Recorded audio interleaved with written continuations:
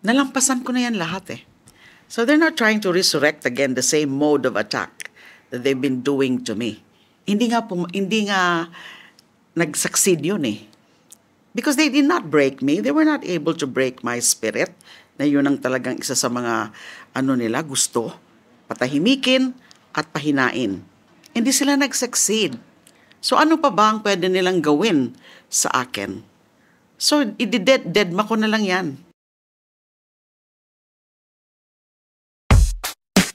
Listen up, yo. Linya Linya Show. Listen up, yo. Linya Linya Show. Listen up, yo. The Linya Linya Show bumabalik every week. Parang yo-yo. Sa office, sa condo, sa FX, sa kanto. Walang pinipili, basta Pilipino. Listen up, yo. To the millions and millions of listeners around the world, welcome to the Linya Linya Show. Ang kasama natin ngayon, former Human Rights Commissioner, former Justice Secretary, former Senator of the Republic of the Philippines, isa sa mga pinakapalaban nating lingkod bayan, isang karangalan na makasama natin ngayon, Ma'am Laila De Lima. Hi, Ali. Boom! Hello, ma'am! Isang karangalan ko rin na maimbita ako dito sa The Linya Linya Show mo. And nung tinutur mo ko dito sa opisina nyo, talaga namang I was excited that yun pala yung mga ginagawa nyo. Yun talaga ang kailangan natin ngayon. Yung halong humor tsaka yung seryoso. Opo. So I'm very delighted to be invited here. Thank you so much, ma'am, for visiting us. Alam ko, napaka-busy nyo po. Ang dami po nangyayari. Pero sana po, treat nyo to as a konting breather, no, sa dami ng nangyayari. Yes. So, welcome po sa Linya Linya. At hindi ko alam, ma'am, kung naaalala ninyo pa ako, pero nakatrabaho ko na po kayo noon. Really? Opo. Ano yun? Saan yun? Bilang part po ng speechwriters group ni Pinoy. Oh. Opo. So, okay, kapag so sinusunod po kasama namin kanila yung... Yol. Opo, kasama po namin sina Sir Yol, sina Kael, sina Gian. L, yes. Opo, sina JC, Tina, Mon, Iman, Sir M. Ah, yes. Yan po, kompleto, no? So, si Mon po, syempre. Yeah. Kasama niya po. Mon, coms ko yan dati sa Senado. Opo. And also si Tina. Si Tina po. Oo, Yes. grabe, ma'am. Oo. So, na-interview ko na rin po sila lahat dito sa Linya Linya Show. So, isa yan sa mga paboritong episodes ng fans ng listeners ng Linya Linya Show. So, ma'am, nakasama ko na po kayo noon. At saka, syempre, kapag kami yung mga nagkukumpol sa gilid, kapag kami meeting with Pino. Yes, yung mga either cabinet meeting or yung mga cluster. Cluster Cluster minsan, meeting ma'am, lang. natatimingan namin kayo sa Blue Room. Kapag naghihintay ng turn natin. Yeah. Diba? Masarap yung kape nila doon. Yes. Pero ang pinakaano doon is Coke Zero. Ay, grabe. Kasi several kaming sa cabinet, including Pinoy, na mga Coke Zero addict. Ay, grabe, ma'am. Si ano lang, no? Si Sec Edwin. Si Sec Edwin, grabe, ma'am. Grabe rin sa Coke Zero yon. Opo. Kahit si Sir M, mahilig din. So, nakakatuwa, no? Sa, ma'am, sa Blue Room, tatambay tayo doon. And then may Coke Zero. Ako, masaya na ako, ma'am, sa kape nila na may muscovado. Oh, yes. Naalala niyo yun? Naalala ko rin yun. Masarap kakaiba no? Black coffee lang with muscovado. Pwede ng pampagising habang naghihintay sa turn natin kay sir, no? Yes. Pero ma'am, ito syempre, may isa akong hindi makakalimutan. Kasi, nung isang beses, if I remember correctly, baka sa isang small Christmas celebration ng cabinet, sumasayaw po kayo, no? Sabi ko na nga ba? Sabi ko na nga ba? Siyempre, yun you know, yung that is actually a breather. Yes, yung kasi nga, grabe ang trabaho. Totoo. And you know naman how Pinoy also worked. And then, walang oras din siyang pinipili kung gusto kanyang tawagan. So, yung mga ganong pagkakataon na mga sayahan.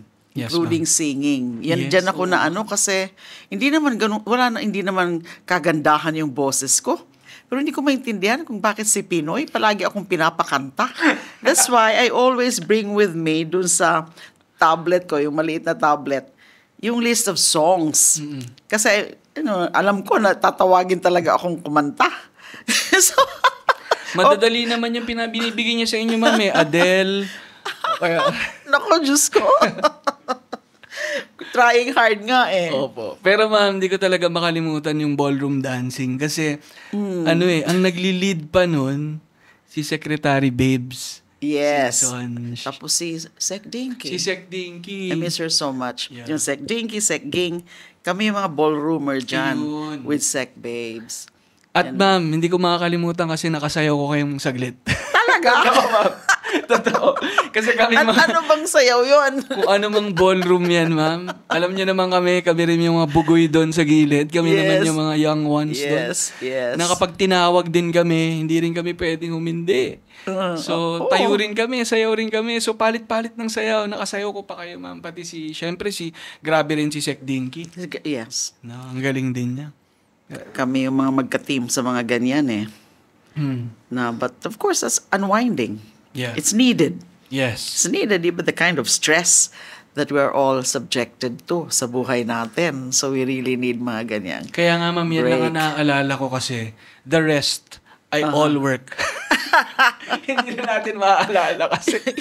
Yes. Sa inaraw-araw na, sa lahat na nakikinig dyan, alam nyo naman yung mga stories with Pinoy. Grabe yung mga staff niya. Grabe rin kasi yung hinihingi niyang, accountability sa mga staff niya. Alam ng mga tao na he wants everyone prepared. Yeah. Sina Raf Ignacio, syempre, yung mga staff niya sa office, grabe. Yes. On their toes Sa lang. mga cabinet meetings, it's very particular also about figures. Di ba pagdating sa figures, eagle-eye yun eh. Eagle-eyed yun eh, si Pinoy. Makikita niya kaagad kung anong diferensya dun sa data na pinipresent mo. That's why yung mga cabinet members na may mga presentation ng gano'n, they really have to be very certain of what they present kasi nakikita kaagad ni Pinoy yun eh. If there's something wrong with the data you are presenting. Sa kasi Pinoy kasi, siya eh, he's really a good friend if he likes you. Diba? Pero kung medyo hindi kanya type, susupladuhan ka talaga. Totoo, ma'am. Diba? Pero may dahilan kasi. yes. Kapag alam niya kasi Yes. petics ka eh. Or ka lang dyan eh. Parang, alam niya kung sino yung nagtatrabaho, alam niya kung sinong pumipetics. Wala na siyang mga Burloloy. No? mga burloloy pa, walang mga ikot-ikot pa. Talagang he says it direct. Yeah. 'Di ba? Yung kanyang mga ang gusto niyang sabihin. And kailangan talaga pag-aralan mo rin siya. Yung kanyang na ganon ang kanyang ugali. Style and ugali. Pero one thing is very sure, it's very hard not to like him. It's very hard not to respect him. Kasi nga, talaga namang ano siya eh. Kasi simple lang. Walang kaartehan sa buhay. Low-key. Na, pero nagtatrabaho. And look at yung naging sitwasyon ng Pilipinas noon. Yung record natin, economy-wise, di ba? Talaga namang we were already perceived then as a rising tiger. Tapos biglang bumagsak pagdating nung next administration. Grabe naman. So, and yet, yung he's underappreciated. Kasi yung style nga, hindi siya nag-epal-epal, wala siyang Hindi mga ganon. nagpapapogi. Hindi nagpapapogi. Kaya hindi nakikita masyado na appreciate yung kanyang mga accomplishments. Kahit napakadami ng mga accomplishments niya. Kasi ayaw niya ng wang-wang, ayaw niya talaga ng mga epal-epal na yan, yung mga credit sa iyo yung mga... Kapag ma'am, kapag pumunta kami kasi kami laging pinapasama sa mga inauguration ng mga tulay, ng mga bagong ospital. Kapag pumupunta po kami sa mga probinsya, tapos nakita niya na may salamat Pinoy or Pinapaalis niya. Pinapababa niya. Oo. Kasi sinasabi niya hindi yan. Kaya kayo Pero ang boss ng ko talaga. bayan yan eh. Totoo, ma'am. Nakakamiss, ma'am, ibang-iba na ngayon. Ay, nako, Diyos ko naman. Let's not go there. Let's not Kasi go there. tatagalan tayo. Totoo, ma'am. Pero, ma'am, ang dami nating pwedeng totoo, ma'am. i-cite. Pero kayo, ma'am, kumusta po kayo ngayon? Ano pong pinagkakaabalahan nyo? Well, sa awa ng Diyos, ay talaga namang naka-adjust na ako. doon sa buhay ko habang nasa loob, na syempre mas tahimik doon, less stress, and then bigla nga nung nakalaya ako temporarily muna nung November on bail, so I had to adjust. And akala ko talaga ay tuloy-tuloy lang ako na yung a quieter life. Meaning, yung babalik lang ako sa practice ko, sa law, o kaya sa pagtuturo ko, sa law school. Pero hindi nangyari eh. I mean, after a month, ayan, sunod-sunod na yung mga engagement, sunod-sunod na yung mga imbitasyon at umiikot-ikot din ako. Kasi in-advisean ako ng aming, ng LP President, si Congressman Edsel Lagman, na Laila, kailangan umikot ka at you tell your story directly because you have a powerful narrative na unique story. Hindi lahat may ganyan, makaklaim ng ganyang storya at kailangan malaman talaga ng mga tao kasi limited syempre ang nalalaman. Of course, pinabalita naman yung mga nangyayari sa akin, pero yung talagang ang dami pang hindi mga nasabi sa publiko. Kaya ginawa ko naman yun. And then, ayan, all of a sudden, eto na naman ako. Sumama na naman ako sa sa elections next year. And this time nga sa party list. Kasi naniniwala naman ako sa objective ng LP kasi yung ML ay sectoral arm yan ng LP. So naniniwala naman ako sa hangarin ng LP na para mapalapit ang partido, mapalapit yung organisasyon, yung ML, sa tao, sa komunidad, sa grassroots, sa mga marginalized sectors. So para sa akin, I think, more fulfilling eh. If you work for marginalized sectors, you push for their interests and welfare, at the end of the day, magandang pakiramdam. Diba? Yung kaysa, yung the usual ka lang, yung mga ginagawa sa national politics and then yung mga issues. Siyempre, magkikialam pa rin, mag-engage pa rin sa mga discourses on significant national issues. Pero iba din kung yung efforts mo makakatulong talaga sa iba't ibang marginalized sectors. So ma'am, medyo nasagot nyo na sana yung tatanong ko na bakit party list at hindi Senado? So ang sinasabi niyo po ma'am, iba kapag nasa ground ka rin at nasa marginalized sector ka, mas nakakasalamuha mo sila, mas nakikita mo, napapakinggan, mas nararanasan mo rin kung ano yung mga pinagdadaanan nila. Correct. And yun po ang hindi naman nagagawa sa Senado. Ang naman dyan is that, syempre may advocacy ako. Karamihan naman talaga ng mga ng mga public servants, meron silang advokasya. So meron akong advokasya. So iniisip ko na wala namang pagkakaiba kung sa Senado ka o sa House of Representatives sa pagsusulong, pag-a-advance ng advokasya mo. Depende na yan sa performance mo. Depende na yan kung paano mo talaga pupush yung agenda mo, yung legislative agenda, which reflects your core advocacies.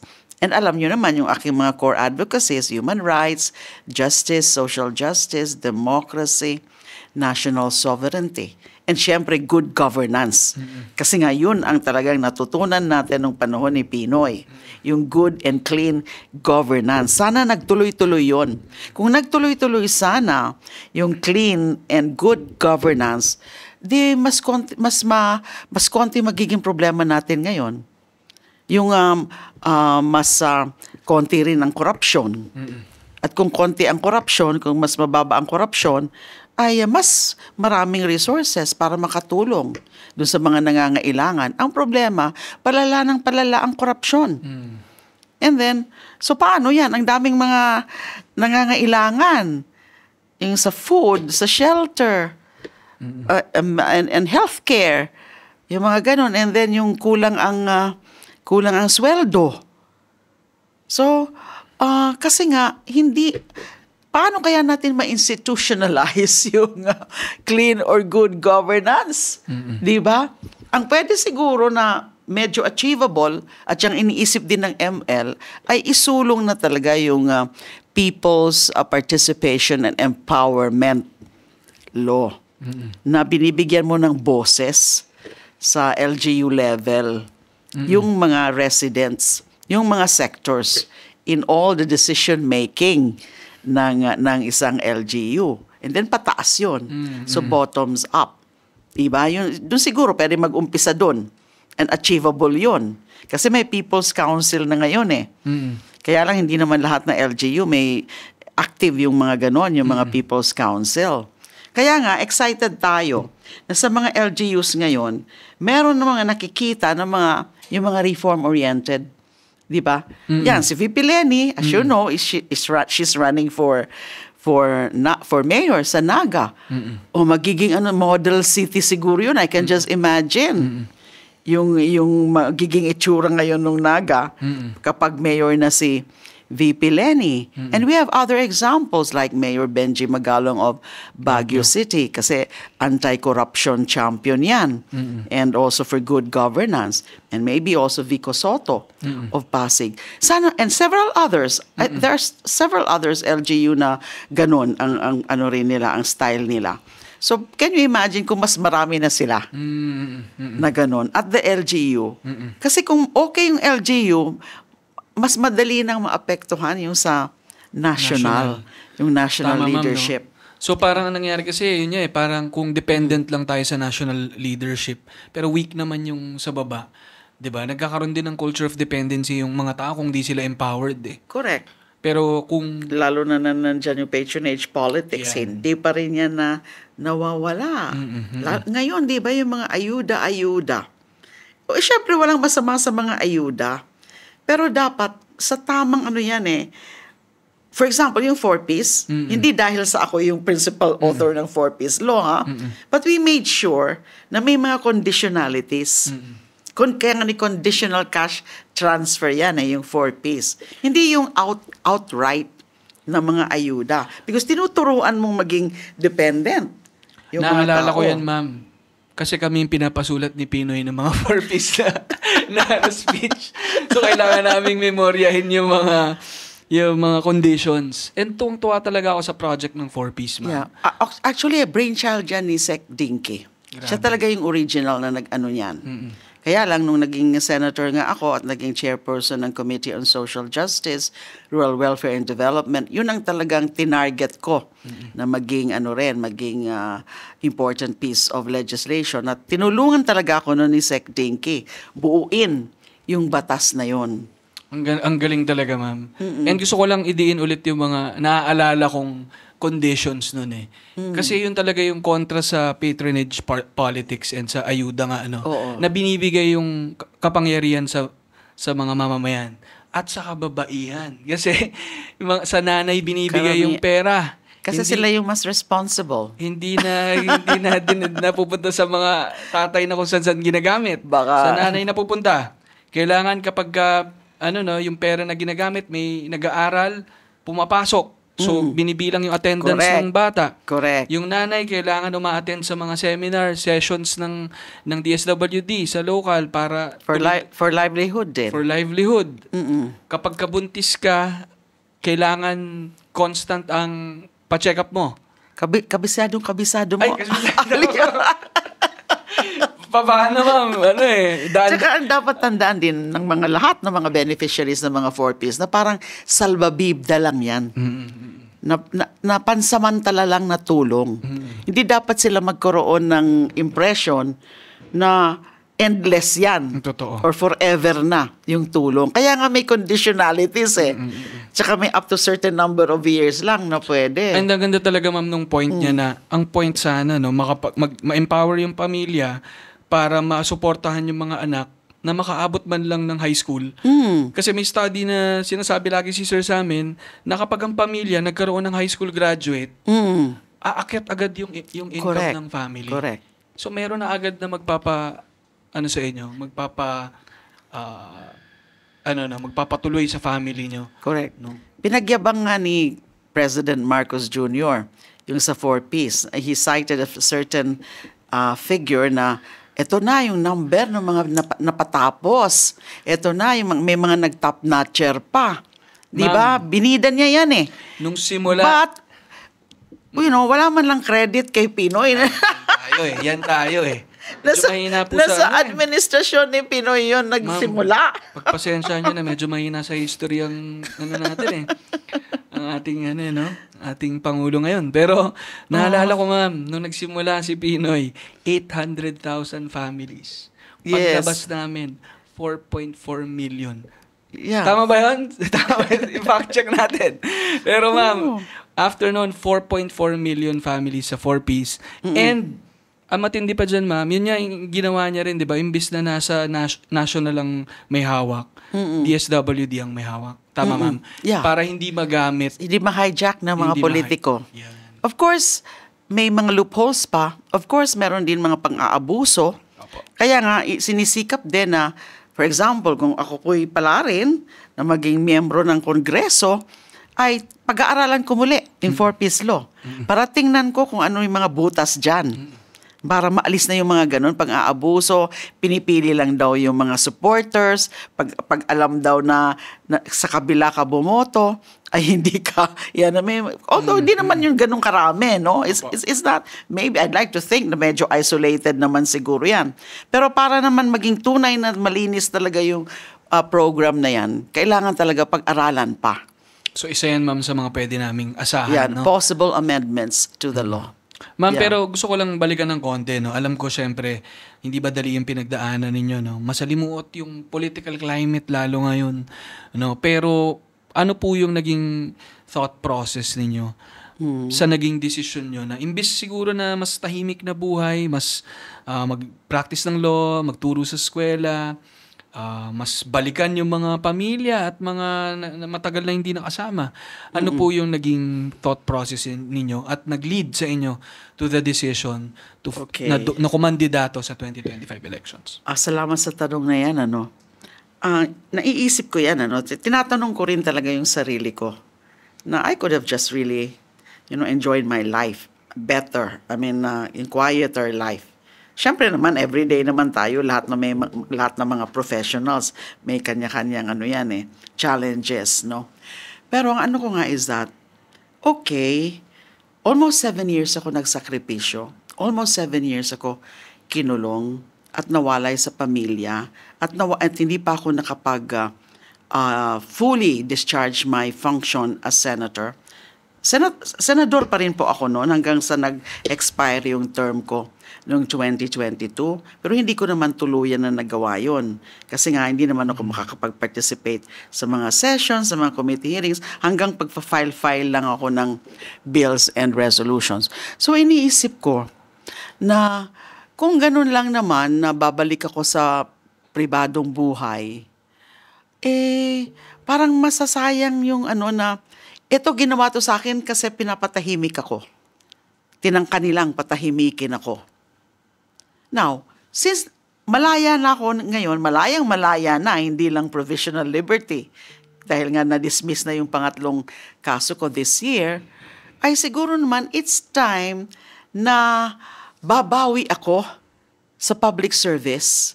Hindi ko masyadong Saka nakikita ko, ang dami talagang problema ngayon. Ang daming mga suliranin. And so kung hahayaan lang yung the usual, itong status quo, na ayan, dumadami yung mga political dynasties, and then lumalala yung patronage politics, and then the priorities seem not to be correct, and then lumolobo-lobo ng husto yung ating mga external debts. Ang daming problema. Now, because of my experience and the character that I have, na talagang if I really focus my time and my energy onto something, I can do things. Meron akong accomplishment.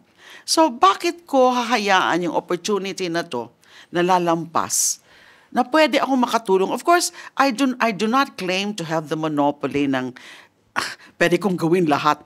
O pwede kong gawin yung resolve yung karamihan ng mga problema. No, I'm not at all thinking that. Pero yung contribution ko ba na to do some good and para mapaayos yung mga nangyayari ngayon, ito nga, kaya nga itong pumayag ako na maging spokesperson itong grupo ng mga naghain ng impeachment complaint kahapon. Kasi tulong ko to sa kanila. tulong ko to sa bayan, na gusto ko ma-realize nila kung gaano ka-importante yung proseso na yan ng impeachment. At kung gaano ka yung nag-udyok dun sa mga group of complainants na yan, na gawin yan. Kasi hindi na rin nila matiis na hanggang kailan pa yan, yung mga misbehavior na yan, nung the second highest official of the land, na namamasdan tayo ng ibang bansa, na nakakahiya, na ganyan lang nangyari yan. So, kaya ganon, yung mga ganung na, in any way, or in every way that I think I could contribute because of my experience, 3 posisyon yung aking na hinawakan nun, and then yung aking yung pangkalahatang experience ko as a political prisoner of conscience, na sa tingin ko lalong nagpatatag sa akin, especially spiritually. Because of that, hindi naman pwedeng hindi ko ibalik yan sa bayan, sa bansa. Whatever way I can. Ito is an opportunity. Itong pagkasama dyan sa party list. At para na rin ipaano ko na isa rin yan sa target ko actually, yung how to reform the party list system. Kasi nakikita natin na aabuso. So I think I can introduce also certain amendments to the party list law. Kasi hindi naman tama na i-abolish ang party list system. Kasi in principle, maganda ang vision ng party list kasi representation of marginalized sectors. Although naabuso na. Dahil may marami dyan mga extension lang ng dynasties. Meron pa nga daw mga party list na mga ang nasa likod ay mga contractors. Anong klaseng party list yun? Pwede ba silang matawag na tunay na party list? Kung ganoon. So I can also vendors contribute. nga daw sila, ma'am eh. Pero puro pala mga malalaking contractor. Oh my God. Although nandiyan si Diwata. Kaya na nga eh. Diyos ko eh, sana. Kung magpakain na lang ng pare si Diwata sana eh. Kaso para nagamit pa eh, no? So, Oo. masalimuot niya, ma'am eh, no? Pero, Yes. yung sinabi niyo nga, ma'am, na no? Sinubo kayong patahimikin. Pero parang, pipiliin niyo bang tumahimik pa rin? Hindi. Parang hindi ko yun. Hindi ko ma-take yun eh. Parang hindi na ako yun eh. Yung, yes, may pagkakaiba at meron namang pagkapareho. I'm still strong. And as I said, I think I became stronger. So, bakit mo sasayangin naman yun na eto may yung kasi yung naging mindset ko rin doon, Ali, is parang pinapahinga lang ako ng mahal na Panginoon.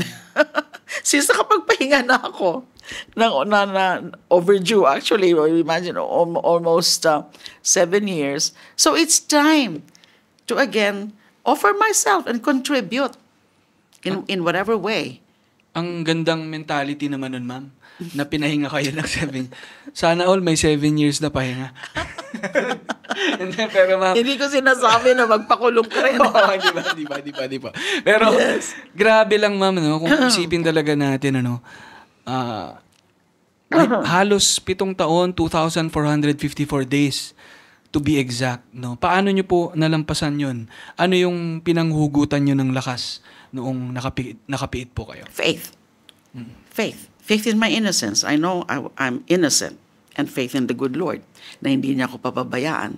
Tapos, para lang maiwasan ko yung depression at mga kung ano-ano mga negative thoughts, talagang I adopted a very strict daily routine. Para in most hours of the day, may ginagawa talaga ako. Siyempre nagpapahinga rin at siyempre natutulog rin. Pero sa araw hanggang gabi, ay may ginagawa ako from the time that I would wake up to the time that I would sleep. Ngayon nga nasira na yung routine na yon. Wala na akong routine ngayon kasi iba-iba na yung ang dami ng mga lakad-lakad. Pero there, for almost 7 years, meron talaga akong strict daily routine na yung nagbabasa, nagdadasal, nagtatrabaho, nagsusulat. Yung gano'n, at nagdidilig ng mga halaman doon sa small gardens doon, all of a sudden, naging plantita ako. And then yung pinakaanong feature, aspect ng aking life in detention is that nag-alaga ako ng mga pusa. Wow. Kasi dati wala akong pusa, may mga aso lang ako. And I used to hate cats before. Kasi yung mga aso ko, ayaw din nila ng pusa. Pero doon, ang daming mga stray cats na nagkukumpulan. So I learned to appreciate them. I learned to love them. Yung matatalino rin pala yung mga pusa, just like dogs. At may mga ano sila, yung iba-ibang characters nila, parang tao rin. Iba-iba, may mabait, may salbahe, yung mga ganon. Pero nag-iisip sila. Napalapit sila sa akin. So, lalo na nung pandemic, kasi may ilang buwan din na total lockdown. Halos wala akong ibang makita mga tao. Pero na lang ilang minuto sa umaga kung naghahatid yung guards ng pagkain and supplies. So the rest of the day, that's more than 23 hours a day nung 4 months na yun na total lockdown. Wala akong nakikitang living creature except the cats and the birds. Meron din yung mga ibon din sa umaga. Nagkukumpulan din sila sa compound ko. So yun, hindi ko talaga makakalimutan yung ganong buhay. At ngayon nga, nalulungkot pa rin ako pag naiisip ko yung mga naiwanan ng mga pusa. Nakapagpa-uwi ako, pero 5 lang yung mga paborito ko. Karamihan sa kanila, naiwan kasi I could not possibly bring them home. Wala nang space sa bahay. May mga aso pa ako doon. So kahit binilin ko sa mga guards doon, asikaso naman kako yung mga pusa, ewan ko kung ginagawa nila. So there are times na nalulungkot ako sa gabi, pag matutulog na ako, iniisip ko sila. Ano na kaya nangyari sa kanila? Grabe si Sen Laila, no? Iniisip niya na yung kapakanan ng mga Pilipino. Iniisip niya pa ang kapakanan ng mga pusa. Grabe ng pagmamahal ni Sen Laila sa mga Pilipino, sa mga ano bang tawag sa kanila? Mga puspin. Puspin ang tawag doon, di ba? Di ba may aspin, may puspin. So, shout out sa mga cat moms dyan, fur moms.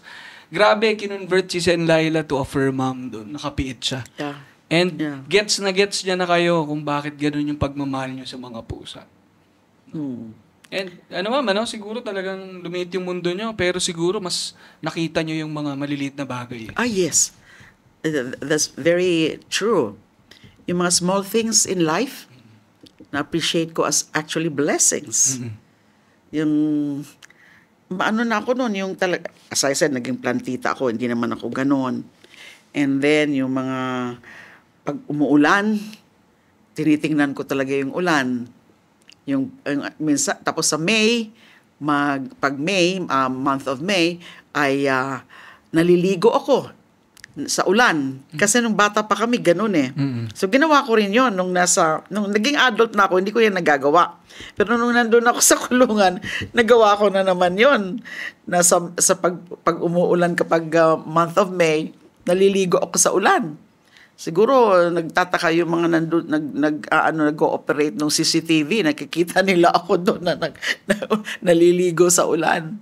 Yung mga ganon. Kakaiba, ma'am, no? And ang ganda nga rin, siguro yung dala rin ng faith nyo nga, pero mga bagay na hindi nyo magawa noon nung malaya kayo, nung napiit naman kayo, may mga bagay naman na there are blessings. Naging malaya kayong gawin yung mga yun habang nasa loob. Tama ka. Sometimes it's hard to describe it, pero yun na nga, there's still blessings. Kasi tapos may yung mas maraming oras din to do introspection and self-reflection. Iniisip ko rin, saan ba ako nagkamali? Ano ba yung mga hindi ko ginawang tama nun? And syempre, mga resolutions ko rin in life. Di ba? Yung mga ganun. And then, mas naging parang forgiving ako. Mas naging, kasi dati may pagka-judgmental ako noon eh. Ngayon, halos hindi na. I mean, I'm more understanding now of the weaknesses of others, yung mga pagkukulang nila. So, medyo nag-mellow down ako doon. Gumana po ba yung understanding nyo na yan nung may nakatabi po kayong hindi ka nais-nais na tao? Gumana ba, ma'am? Gumana ba yung pag-iintindi niyo? Hindi, O na testing? sa totoo lang, hindi ko alam kung maaawa ako sa kanya o maiinis. Siyempre, na inis ako noon yung mga kung ano na naman yung mga pinagsasasabi niya, including yung mga admissions niya under oath, yung mga kayabangan niya, and then yung mga kabastusan din minsan, yung mga pag-iinsulto niya to some members of the committee. Pero parang naaawa rin ako. Lalo na nakikita ko yung physical condition din niya. Na yung iniisip ko nga, sabi ko, isang tulak ko lang siguro dito. Tutumba na ito. Saan, ma'am? Tinry niyo isa lang? No. Isa lang, ma'am. And then buti na lang, hindi ko nga nakita yung gesture niya yun yung pag-ganon. Hindi ko talaga nakita yun. Pero I don't know kung anong gagawin ko. Siguro palalampasin ko lang yun. Although nung iahampas na niya yung microphone kay Senator Sani, hindi ko rin napigilan yung sarili ko. Tapos sabi ko sa kanya, stop it. Nakita ko nga. Nakita ko. Binabasa ko yung sasabihin. Parang pinapagalitan ni Sen Laila na stop it. Pero ma'am, ano po, pagkatapos po nung mga nangyari sa inyo sa pagkakapiit nyo, masasabi nyo ba na paglabas ninyo, nagbagong tao na kayo? O ano ba yung pagkakaiba ng Laila de Lima noon sa Laila de Lima? Okay, I can say that to a certain extent, it was purifying. Hindi ko naman sinasabi na talagang that was totally purifying. Pero meron sa akin na nagbago rin. Yung mga sinabi ko kanina, na mas mas sympathetic ako sa ng iba, sa mga nila, mga problema rin nila. Mas naiintindihan ko na, yung mas broaden yung aking perspective din. It's because of the readings, because I had all kinds of books. Ang gaganda ng mga librong mga binibigay sa akin ng mga bisita ko na nagkaroon ako ng sariling library doon. Hindi ko naubos lahat yon. Pero I really maximized the time. After prayers, I would really read a lot of books. At ang daming mga matututunan. All kinds of books. Political novels, and then mga devotional din, mga spiritual books, and then mga philosophical books. And syempre meron din mga light, meron din romantic novels, detective novels. So mas yung marami kang matututunan din ng mga principles and in your overall personality. So parang syempre nga dahil yun na lang yung pwede nyong gawin, And tumutok na kayo doon. Marami kayong mga bagong natutuhan din. No? Yes. Tama. Yes. Ma'am, last time na nagsalita kayo laban sa mga pang-abuso at kawalang katarungan, may presidenteng ginamit yung lahat ng kapangyarihan niya ng estado para patahimikin po kayo. Ngayon po nagbabalik kayo sa inyong advokasya, halata na may nagbubuhos uli ng resources para siraan kayo. No, ano pong iniisip ninyo kapag nababalitaan ninyo yung mga troll attack at disinformation laban? Hindi ko na lang po pinapansin. I'd rather not, dignify them. Lalo nalampasan ko na yan lahat So they're not trying to resurrect again the same mode of attack that they've been doing to me. Hindi nga nag-succeed yun Because they did not break me. They were not able to break my spirit. Na yun ang talagang isa sa mga nila gusto. Patahimikin at pahinain. Hindi sila nag-succeed. So ano pa ba ang pwede nilang gawin sa akin? So deadma ko na lang yan. Yes, minsan nakakabasa ako. Hindi naman maiwasan na kapag nag-scroll ka, di ba, sa X, sa FB, may mga ganon. And then meron din ako mga kaibigan, and of course, they're concerned. So, ifo-forward nila sa akin, yung mga nababasa nilang hindi kanais-nais. And sasabihin ko lang sila, huwag nyo na lang pansinin. Kasi lalong, lalong gaganahan yan if you engage. And kinoconsult ko din syempre ang comms. Kung papatulan ba to o hindi. They would know kung alin. But most of the time, is, the decision is not to engage. Yeah. Not worth my time, not worth my energy. Tsaka ano pa bang di nyo kakayanin, ma'am? Diyos ano po. pa nga ba hindi ko Ano pa bang di nyo kakayanin, no? Piniit kayo, tinabi pa kayo dun sa, Diyos ko po. Tas, Yeah. simpleng, post, papansinin niya pa. Tama, ma'am, no? Ma'am, meron lang akong question tungkol sa katarungan, ano? Bilang yan naman ang advokasya ninyo, no? Para po sa inyo, pagdating sa usapin ng katarungan, ano po sa tingin ninyo yung pinakamalaking problema ng Pilipinas? Ang pinakamalaking problema is yung hindi ka amang pantay-pantay. Kasi di ba, the powerful, the rich, ay ang hirap panagutin eh. Kayang-kaya nilang tumakas lang. Kayang-kaya nilang i-dribble-dribble ang mga kaso because they're able to hire expensive lawyers. And then, habang ang karamihan ay walang ganong access to justice, access to competent counsel.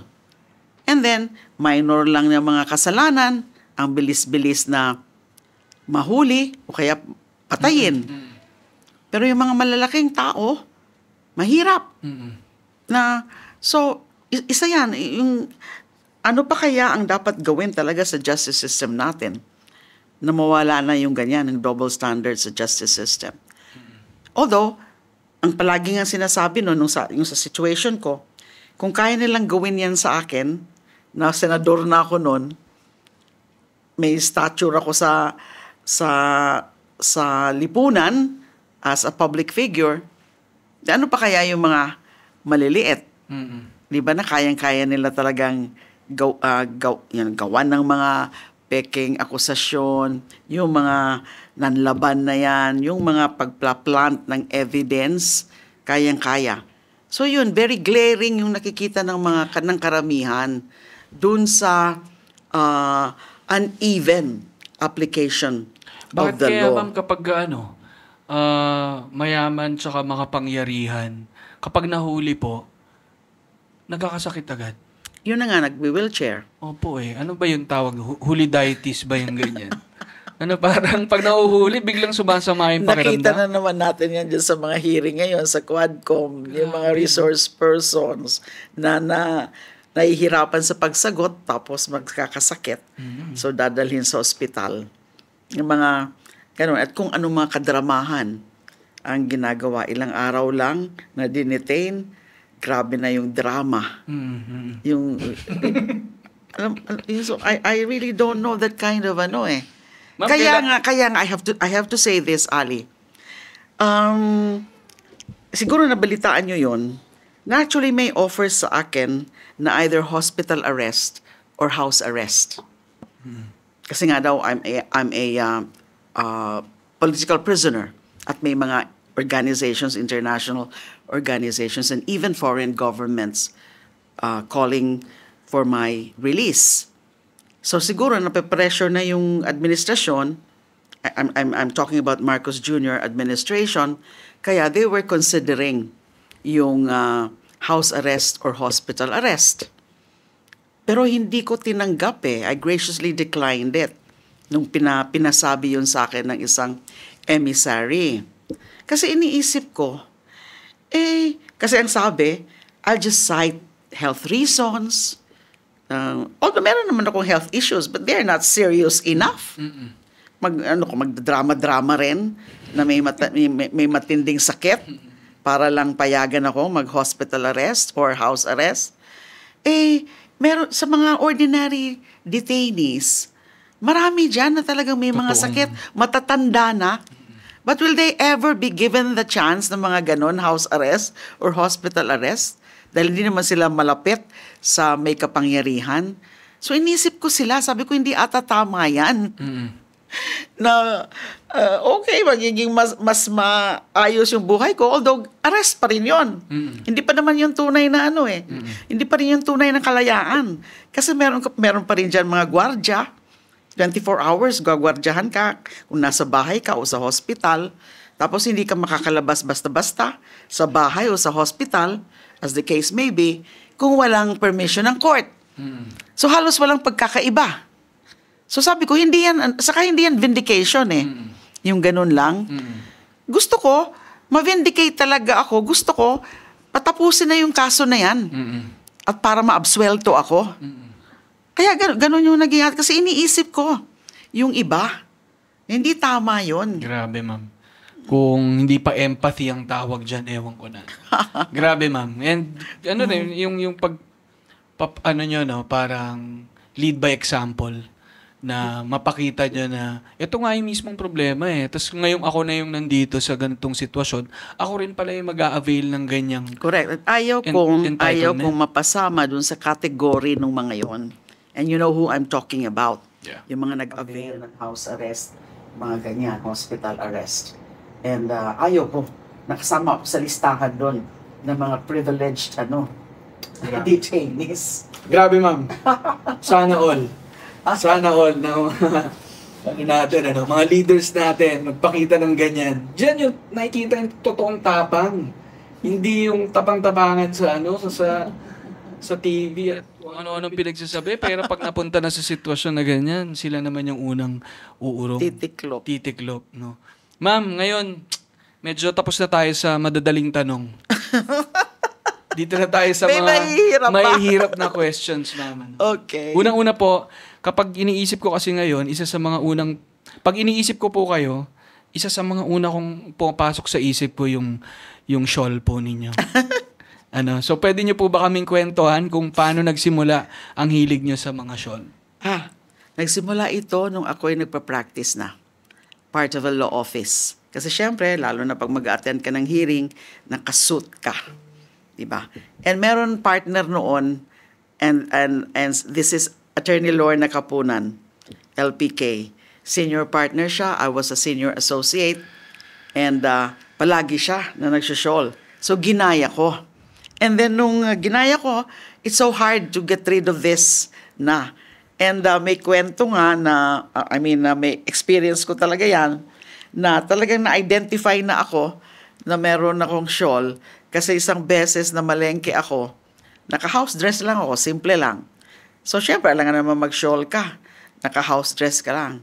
May isang grupo dun sa palengke, lumapit sa akin, Ma'am, hindi ho ba kayo si Ma'am De Lima? Sabi ko, oo. Hindi po kami sigurado kanina kasi wala kang shawl. Akala ho namin kamukha mo lang. So, yung ganon. Yung, ang feeling ko nga, parang hindi na ako makakalabas ng bahay na hindi ako nagsushawl. Kasi yun na yung naging identity ko. I just feel so secure. Confident na meron akong shawl. At ang dami kong shawl, karamihan regalo lang. All sorts of colors, all sorts of designs. So, inaano-ano ko lang kung ano yung bihis ko. If inaano ko lang, pinapartner ko lang kung alin ang bagay. Ganda, ma'am. Bagay na bagay. I feel fashionable. And sigurado ako, ma'am, mga listeners natin ngayon, iniisip nila petition na gumawa ng linya-linya shawl. No, ang una nating collaborator si Ma'am Laila, si Sen Laila. No? Pwede, ma'am, no? Pwede ko mag-donate ng mga shawls na iba. Kasi ang dami ko mga shawls. Pwede, lagyan natin ng statement. Tapos lagyan nyo ng statements. Pwede. Gandang idea yan. Magandang pangregalo yan, ah. No? Ma'am, ano po, isa pa akong tanong. No? Pahirap to, ma'am, no? Pasensya na, ma'am. Medyo warm-up lang yung kanina, eh. Ganun ba? Warm-up lang, opo. Kung isa sa t-shirt po ang buhay ninyo, anong linya ang nakalagay at bakit? Isa sa t-shirt? Ano ba? Wow. Mahirap nga yan. I have several in mind, syempre. Kaya mo ba ako? Boom. Kaya ba? Ay, yung ganon. Kaya mo ba ako? Boom! Dapat pagkatabi niya ulit siya. Kaya mo ba ako, ano?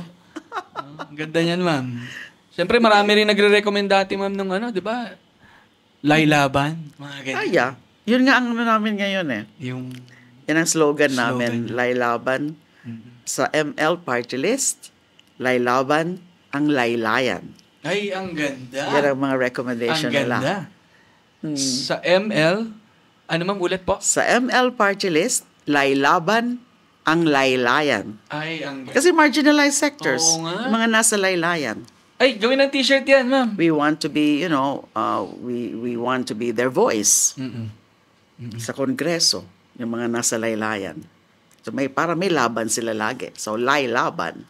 Ganda, no? Yan ang ML party list, no, ma'am? Yung mamamayang liberal Yes. party list. And speaking of t-shirt, ma'am, no? Siyempre may regalo kami sa inyong ice cream.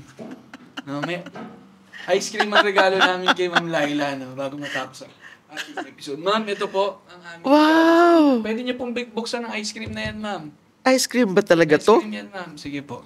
Sabay bukasan dyan. Tulungan ko kayo, ma'am. Ako pa. Uy, hirap. Ice cream ba talaga? Ay, totoo. Ice cream to, ma'am. Mahirap to buksan, ha?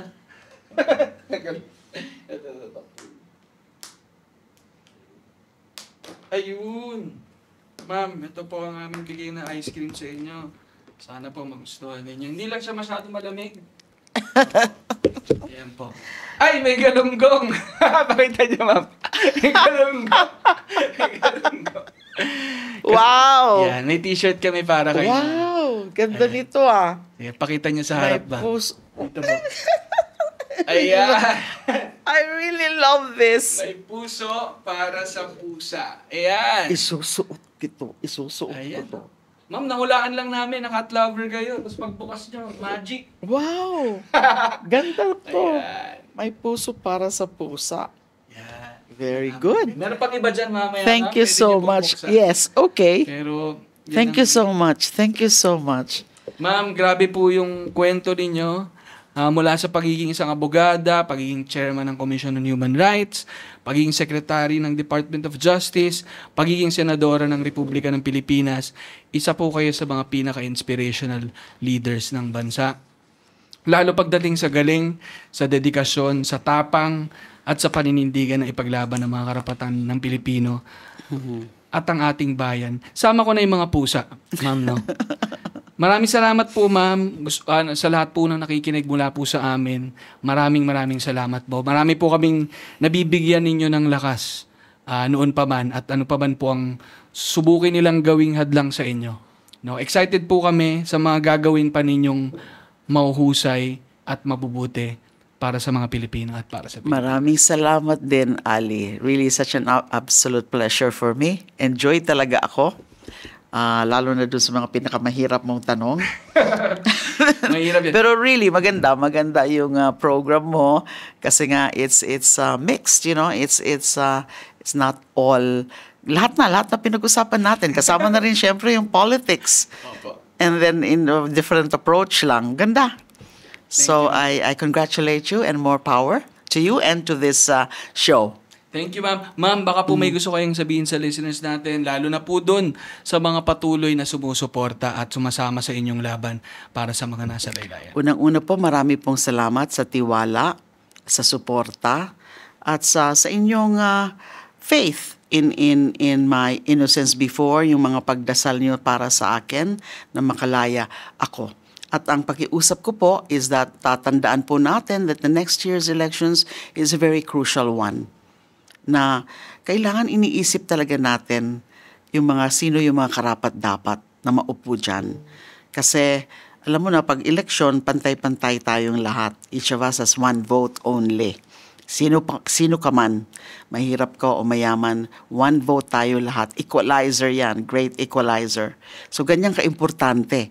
So kahit isang boto ka lang, ganun din yung iba. So isang boto ka lang, ay napakahalaga ng isang boto na yan. So wag dapat sinasayang.